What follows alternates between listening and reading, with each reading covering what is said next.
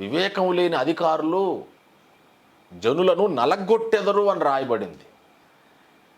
వివేకం కలిగిన నాయకుడు జనులకు క్షేమాభివృద్ధిని కలగజేస్తాడు. అధికారం మంచిదే, కానీ దాన్ని సరిగా నువ్వు ఉపయోగించాలి. ఫాల్స్ అధికారం ఉంటుంది. కొంతమందికి నకిలీ అధికారం అంటే స్వయం ప్రకటిత నాయకులు ఉంటారు. వాళ్ళకు వాళ్ళే నాయకులు అని ప్రకటించుకుంటారు. వారు నెత్తి నోరు కొట్టుకుంటూ చెప్తూ ఉంటారు, ఇది చెయ్యండి, ఇది చెయ్యండి, ఇది చెయ్యండి అని. ఇక్కడ ఒక మాట మీరు జాగ్రత్తగా వినాలి.